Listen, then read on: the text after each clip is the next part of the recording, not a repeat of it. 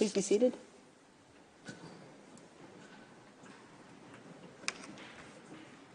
The sitting is open. The court meets in this public sitting to deliver its decision on the request for the indication of provisional measures submitted by Ukraine in the case concerning allegations of genocide under the Convention on the Prevention and Punishment of the Crime of Genocide, Ukraine versus Russian Federation. In view of the current COVID-19 pandemic, the court has opted for a hybrid format for today's sitting. Vice President Gevorgyan, Judges Tomka, Abraham, Yusuf, Shway, Sebutende, Iwasawa, Nolte, and Charlesworth, and Judge Ad hoc Dode are present with me in the Great Hall of Justice. Judges Benuna, Bandari, Robinson, and Salam are participating by video link.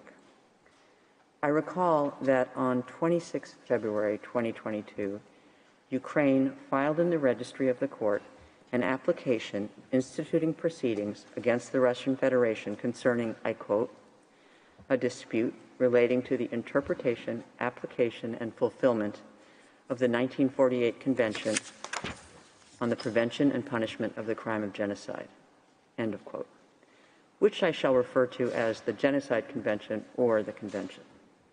Together with the application, Ukraine submitted a request for the indication of provisional measures with reference to Article 41 of the statute and to Articles 73, 74, and 75 of the Rules of Court.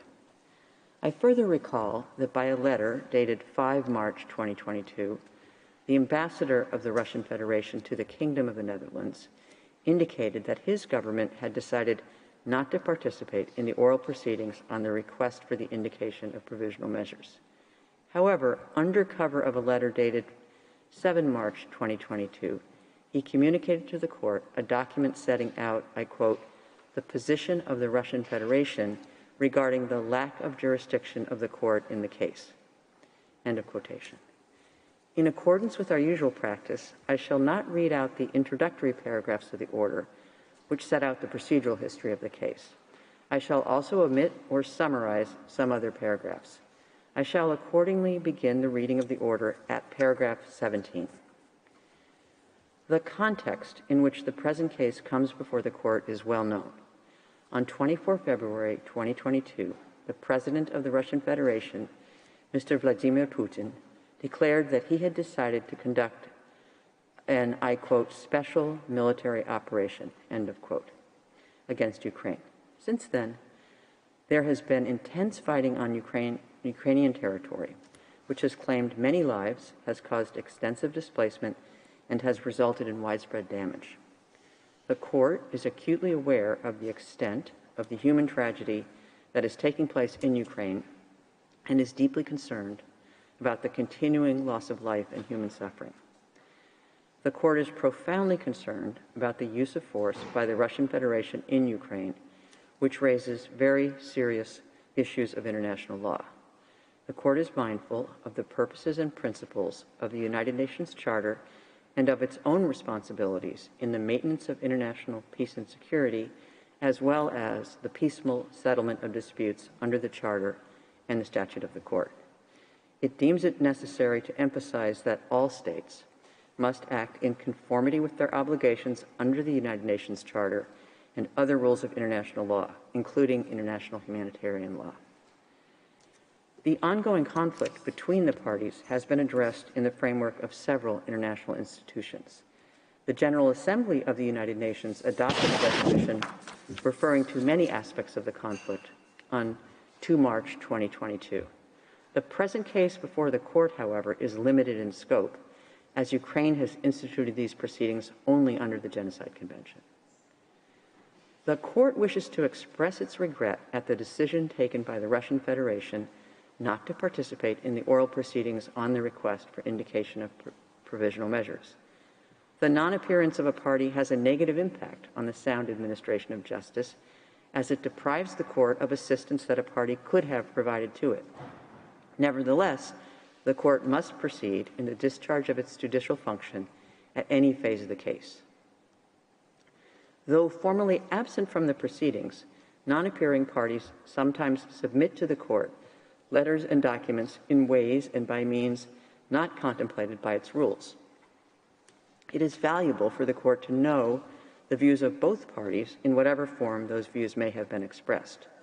The court will therefore take account of the document communicated by the Russian Federation on 7 March 2022 to the extent that it finds this appropriate in discharging its duties. The court recalls that the non-appearance of one of the states concerned cannot in itself constitute an obstacle to the indication of provisional measures. It emphasizes that the non-participation of a party in the proceedings at any stage of the case cannot, in any circumstances, affect the validity of its decision. Should the present case extend beyond the current phase, the Russian Federation, which remains a party to the case, will be able, if it so wishes, to appear before the court to present its arguments.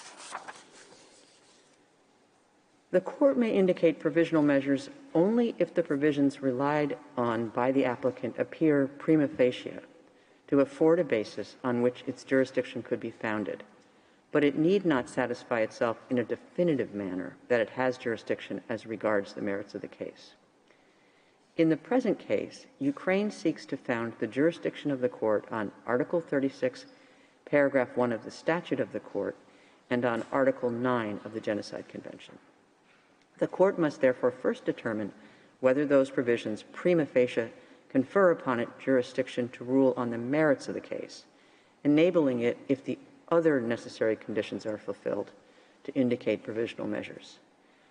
Article 9 of the Genocide Convention reads as follows, I quote, "Disputes between the contracting parties relating to the interpretation, application, or fulfillment of the present convention, including those relating to the responsibility of a state for genocide or for any of the other acts enumerated in Article 3, shall be submitted to the International Court of Justice at the request of any of the parties to the dispute." Ukraine and the Russian Federation are both parties to the Genocide Convention. Neither of them maintains a reservation to Article 9. Article 9 of the Genocide Convention makes the court's jurisdiction conditional on the existence of a dispute relating to the interpretation, application, or fulfillment of the Convention.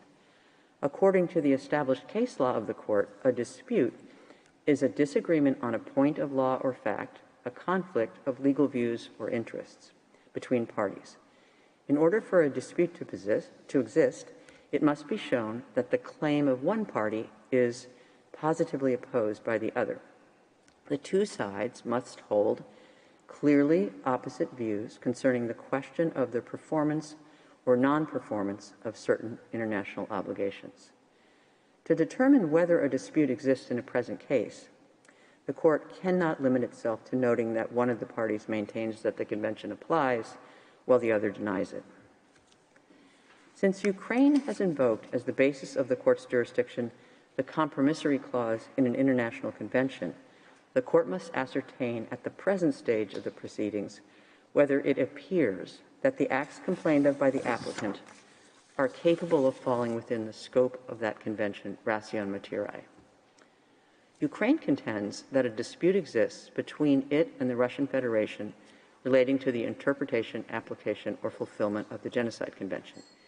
It maintains that the parties disagree on whether genocide, as defined in Article 2 of the Convention, has occurred or is occurring in the Luhansk and Donetsk oblasts of Ukraine, and whether Ukraine has committed genocide.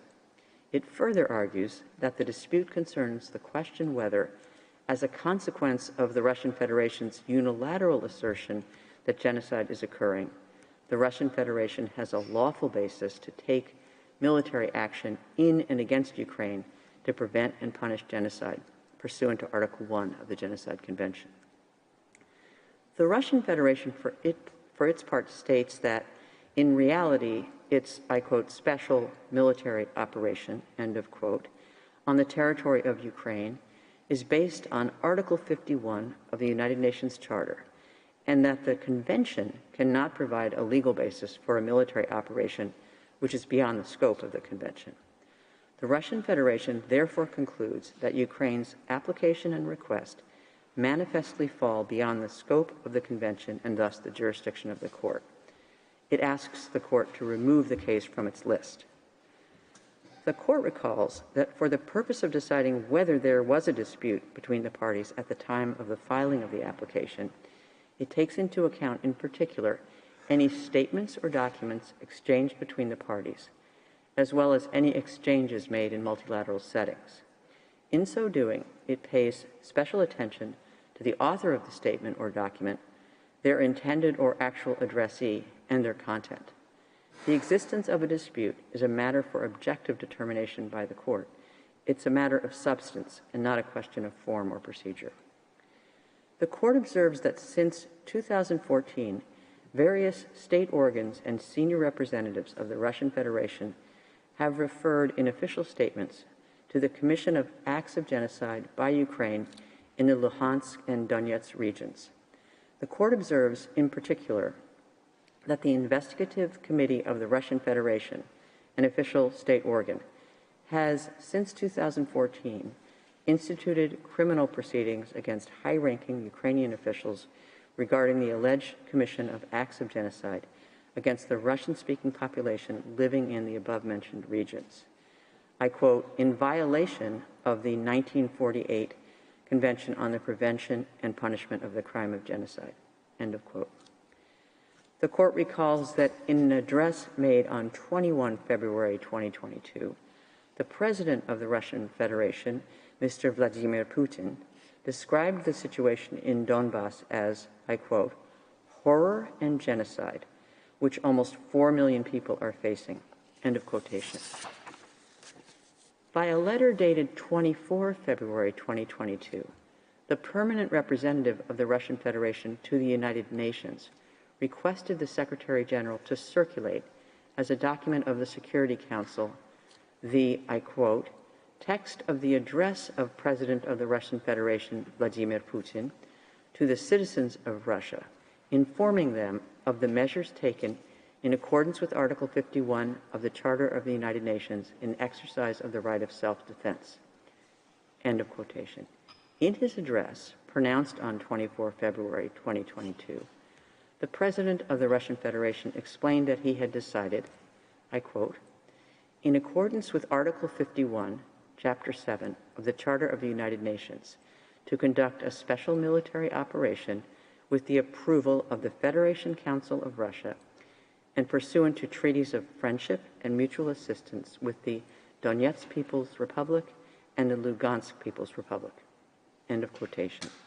He specified that the purpose of the special operation was, I quote, to protect people who have been subjected to abuse and genocide by the Kiev regime for 8 years, end of quotation.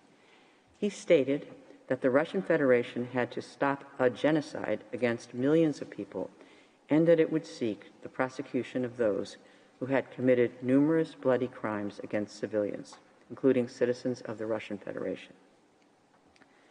The permanent representative of the Russian Federation to the United Nations, referring to the address by the President of the Russian Federation on 24 February 2022, explained at a meeting of the Security Council on Ukraine that, I quote, the purpose of the special operation was to protect people who had been subjected to abuse and genocide by the Kiev regime for 8 years, end of quotation. 2 days later, the permanent representative of the Russian Federation to the European Union stated in an interview that the operation was a peace enforcement special military operation carried out in an effort aimed at denazification, adding that people had actually been exterminated and that, I quote, the official term of genocide, as coined in international law, if one reads the definition, fits pretty well, end of quotation.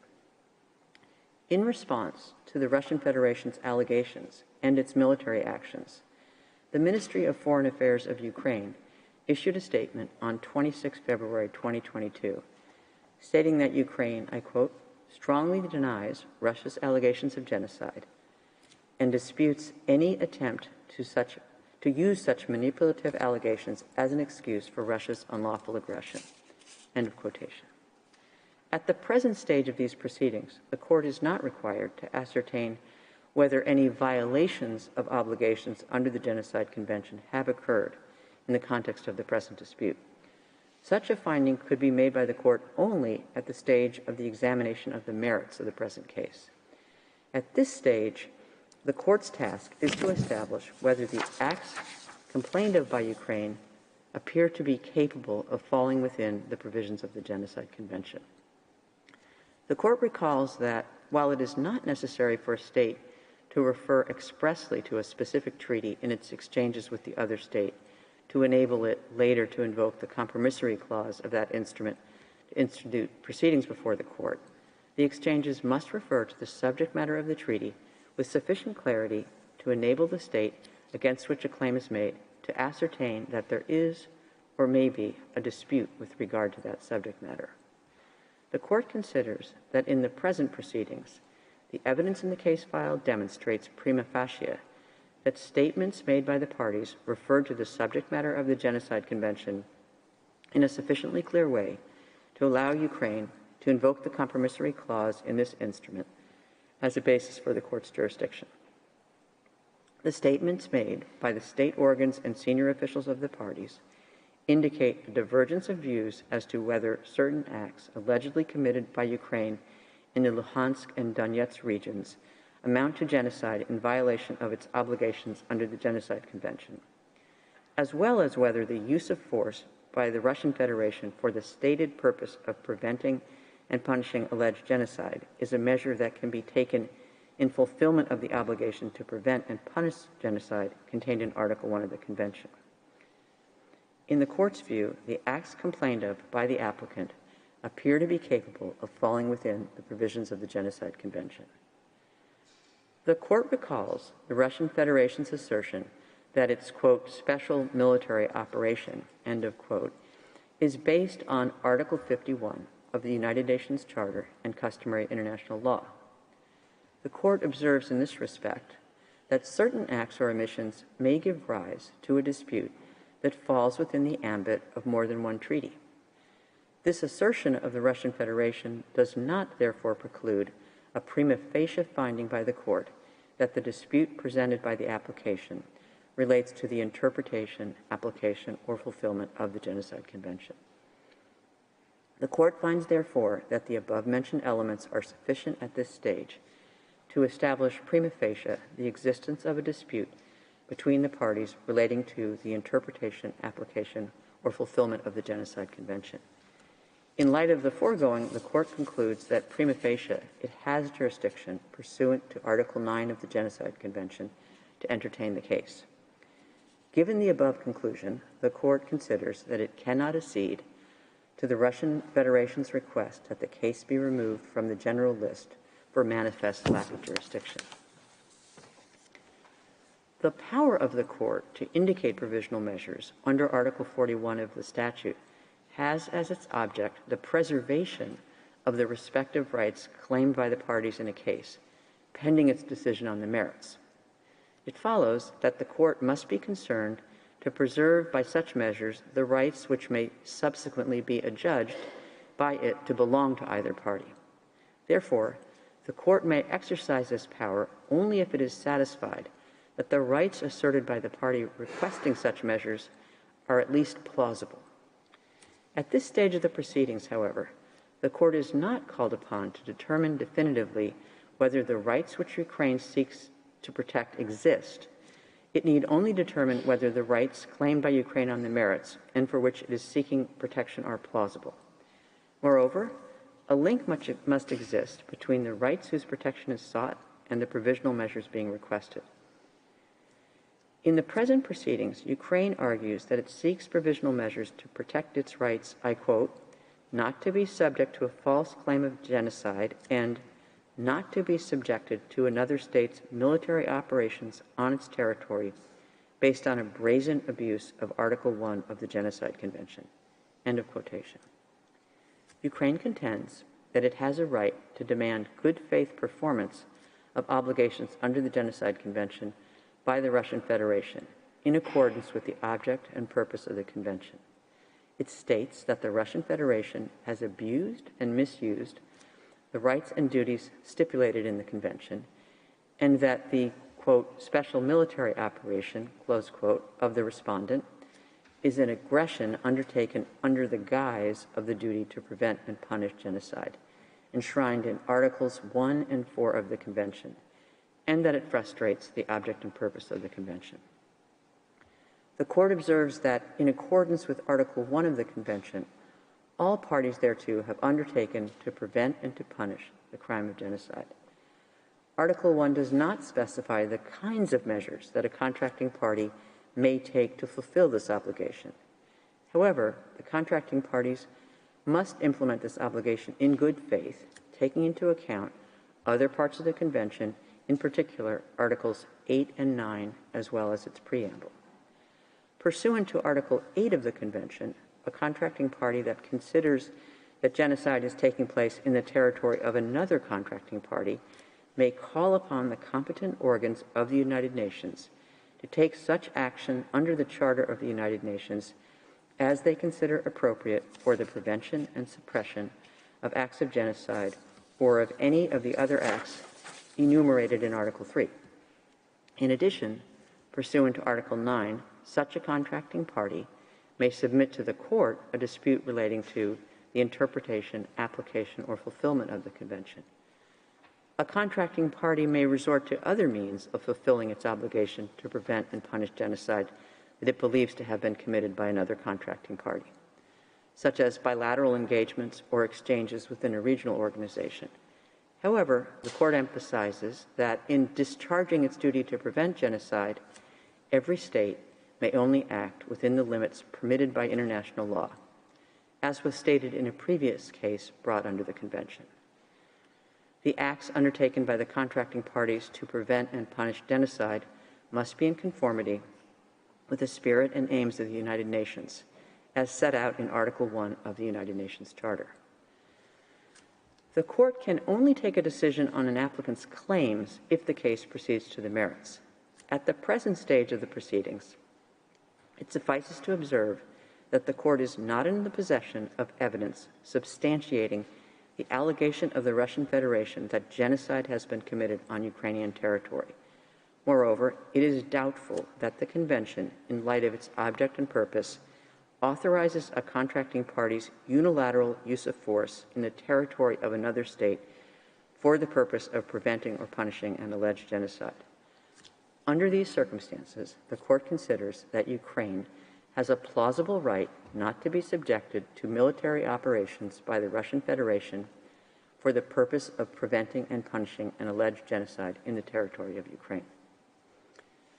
The Court now turns to the condition of the link between the rights claimed by Ukraine and the provisional measures requested. The Court has already found that Ukraine is asserting a right that is plausible under the Genocide Convention. The Court considers that by their very nature, the first two provisional measures sought by Ukraine are aimed at preserving the rights of Ukraine that the Court has found to be plausible.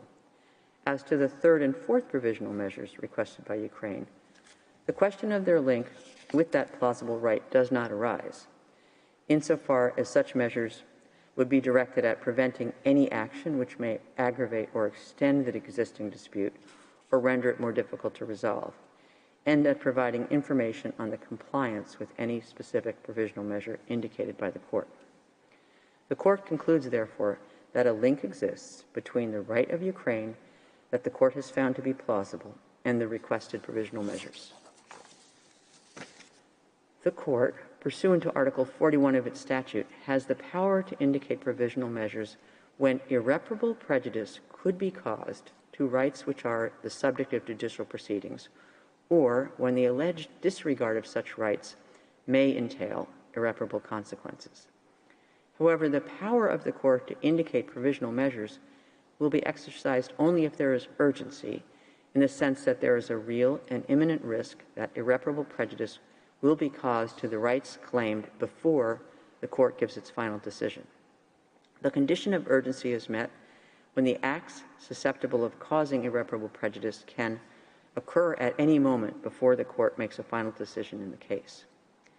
The Court must therefore consider whether such a risk exists at this stage of the proceedings.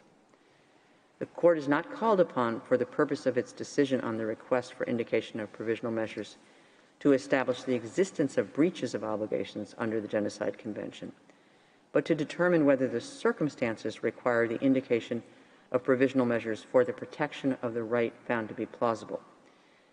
It cannot at this stage make definitive findings of fact, and the right of each party to submit arguments in respect of the merits remains unaffected by the Court's decision on the request for the indication of provisional measures.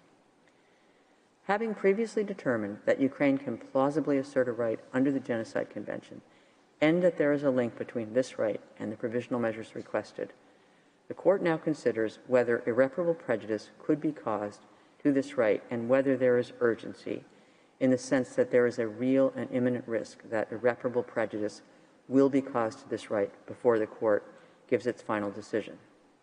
The Court considers that the right of Ukraine that it has found to be plausible is of such a nature that prejudice to it is capable of causing irreparable harm. Indeed, any military operation, in particular one on the scale carried out by the Russian Federation on the territory of Ukraine, inevitably causes loss of life, mental and bodily harm, and damage to property and the environment. The Court considers that the civilian population affected by the present conflict is extremely vulnerable. The, quote, special military operation, end of quote, being conducted by the Russian Federation has resulted in numerous civilian deaths and injuries. It has also caused significant material damage, including the destruction of buildings and infrastructure. Attacks are ongoing and are creating increasingly difficult living conditions for the civilian population. Many persons have no access to the most basic foodstuffs, potable water, electricity, essential medicines, or heating. A very large number of people are attempting to flee from the most affected cities under extremely insecure conditions.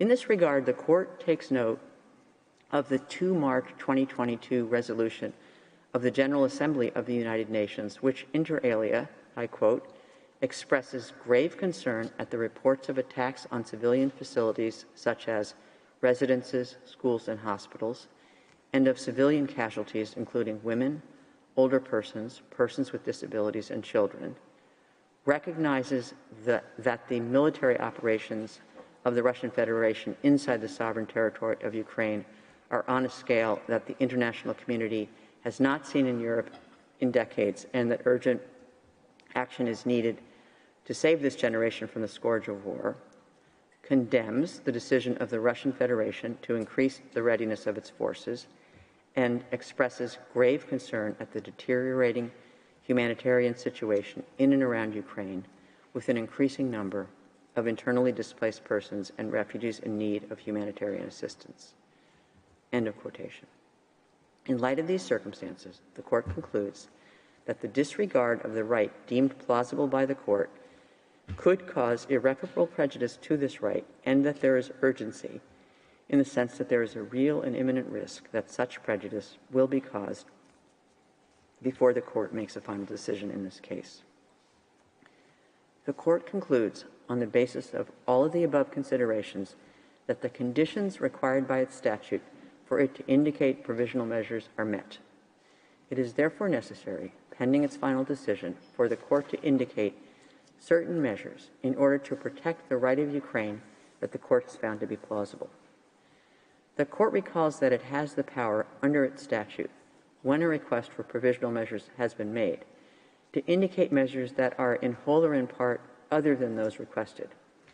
Article 75, paragraph 2 of the Rules of Court specifically refers to this power of the Court. The Court has already exercised this power on several occasions in the past. In the present case, having considered the terms of the provisional measures requested by Ukraine and the circumstances of the case, the Court finds that the measures to be indicated need not be identical to those requested. The Court considers that, with regard to the situation described above, the Russian Federation must, pending the final decision in the case, suspend the military operations that it commenced on 24 February 2022 in the territory of Ukraine.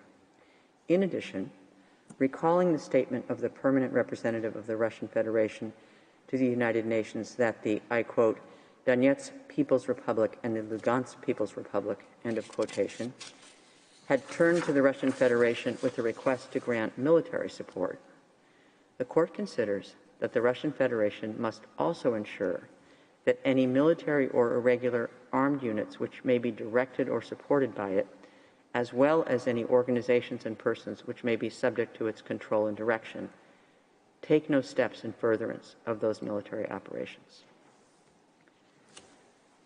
The court recalls that Ukraine also requested it to indicate measures aimed at ensuring the non-aggravation of the dispute with the Russian Federation.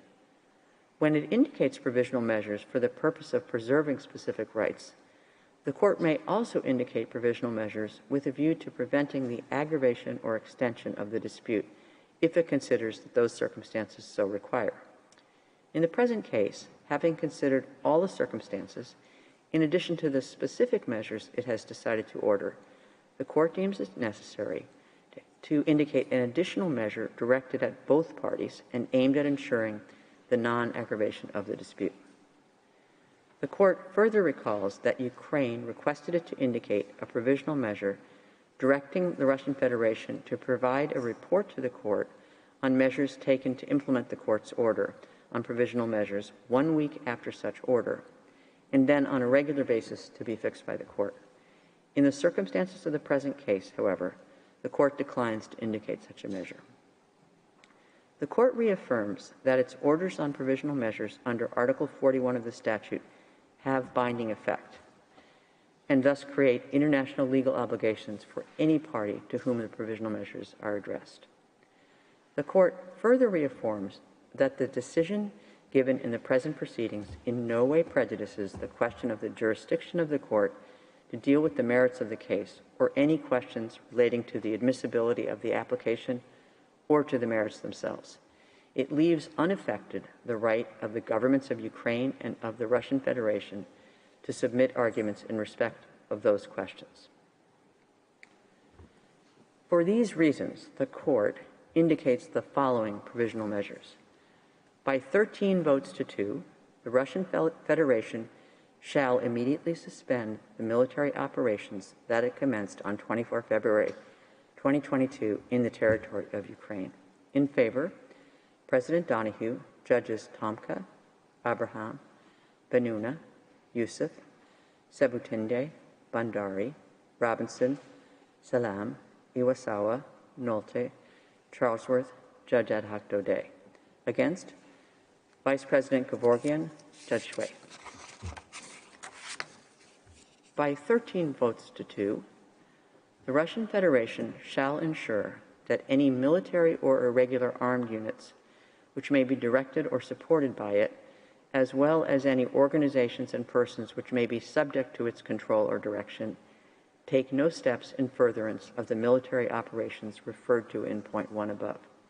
In favor, President Donahue, Judges Tomka, Abraham, Benuna, Yusuf, Sebutinde, Bandari, Robinson, Salam, Iwasawa, Nolte, Charlesworth, Judge Ad hoc Dode. Against, Vice President Gevorgian, Judge Shui. 3. Unanimously, both parties shall refrain from any action which may aggravate or extend the dispute before the court or make it more difficult to resolve. I shall now call upon the registrar to read the operative part of the order in French. Par ces motifs, la Cour indique à titre provisoire les mesures conservatoires suivantes. 1. Par 13 voix contre 2. La Fédération de Russie doit suspendre immédiatement les opérations militaires qu'elle a commencées le 24 février 2022 sur le territoire de l'Ukraine. Pour Madame Donoyou, présidente, Messieurs Tomka, Abraham, Benuna, Youssouf, Madame Sebutinde, Messieurs Bandari, Robinson, Salam, Iwasawa, Nolte, Madame Charlesworth, juge, Monsieur Daudet, juge ad hoc. Contre, Monsieur Gevorgian, vice-président, Madame Chouet, juge. 2. Par 13 voix contre 2, la Fédération de Russie doit veiller à ce qu'aucune des unités militaires ou unités armées irrégulières qui pourraient relever de son autorité ou bénéficier de son appui, ni aucune organisation ou personne qui pourrait se trouver sous son contrôle ou sa direction ne commettent d'actes tendant à la poursuite des opérations militaires visées au point 1 ci-dessus. Pour Madame Donoyou, présidente, Messieurs Tomka, Abraham, Benouna, Youssouf, Madame Sebutinde, Messieurs Bandari, Robinson, Salam, Iwasawa, Nolte, Madame Charlesworth, juge, Monsieur Daudet, juge ad hoc. Contre, Monsieur Gevorgian, vice-président, Madame Chouet, juge. 3. À l'unanimité, les deux parties doivent s'abstenir de tout acte qui risquerait d'aggraver ou d'étendre le différend dont la Cour est saisie ou d'en rendre le règlement plus difficile. Vice President Gevorgian appends a declaration to the order of the court. Judges Benuna and Shui append declarations to the order of the court.